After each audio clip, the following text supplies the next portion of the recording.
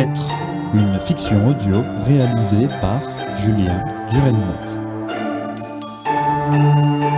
Avec les voix de Carmen Marais et Juliette Haas. J'habitais dans un petit appartement avec mon père, au rez-de-chaussée d'un immeuble en centre-ville. Ma chambre donnait sur la rue, mais pour sortir, il fallait passer par la cour intérieure de la résidence. J'aimais bien observer la routine de mes voisins le matin. Je trouvais ça fascinant. À 5h40, Madame Fèvre sortait son chien, un Yorkshire. Je le détestais depuis qu'il m'avait mordu quand j'étais petite. À 5h54, Alexis Fer sortait dans la cour, allumait sa cigarette puis partait travailler. Je n'ai jamais compris comment un infirmier avait pu se mettre à fumer, mais ça ne me regarde pas vraiment. À 6h, Madame Fèvre revenait de sa promenade matinale et croisait Lou Tissier qui partait faire son footing.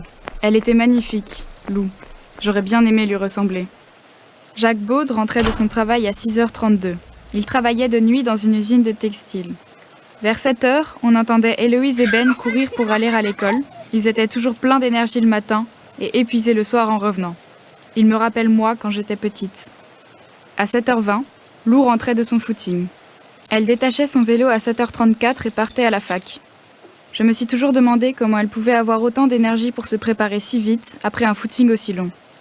Le départ de Lou signifiait que je devais me préparer pour aller au lycée.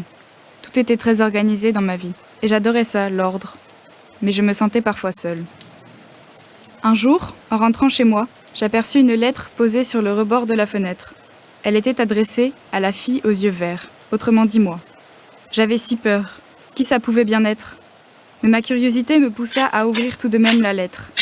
Il n'y avait pas grand-chose de marqué dessus. Simplement, je t'ai vu plusieurs fois à travers ta fenêtre. J'aurais aimé venir te voir, mais je n'en ai pas eu le courage. Alors j'ai décidé de t'écrire. Quel est ton nom ? J'étais partagée entre la peur et l'excitation. Quelqu'un voulait me rencontrer. Mais un tas de questions se bousculaient dans ma tête.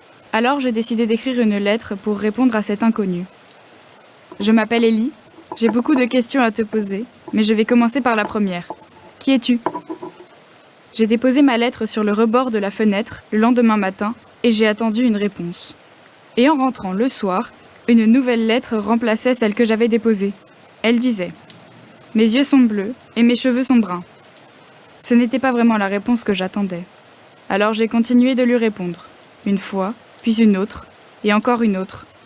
Chaque matin, je déposais une lettre en réponse à celle que je récupérais la veille. Nos échanges s'étaient transformés en véritables discussions, abordant des sujets plus ou moins sérieux, plus ou moins drôles, mais toujours agréables. Je ne savais toujours pas qui était mon correspondant, mais il était passionnant. Je passais souvent plusieurs minutes à m'imaginer à quoi il pouvait bien ressembler. Est-ce qu'il était grand, beau ? Et sans m'en apercevoir, je commençais à m'attacher à lui.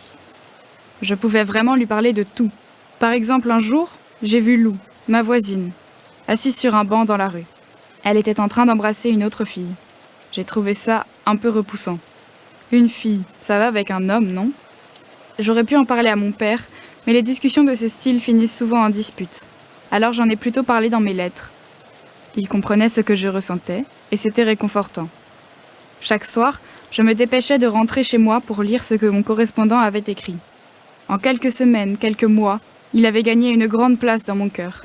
Alors un jour, j'ai décidé de lui proposer de se rencontrer, pour enfin savoir qui répondait à mes lettres depuis si longtemps, pour enfin savoir de qui j'étais tombée amoureuse. L'inconnu accepta mon rendez-vous. C'était un samedi après-midi, à la plus grande place de la ville. Je suis arrivée à l'heure exacte du rendez-vous, et j'ai attendu le signe d'un inconnu aux yeux bleus et aux cheveux bruns. J'étais nerveuse. Puis j'ai senti une main se poser sur mon épaule. Salut,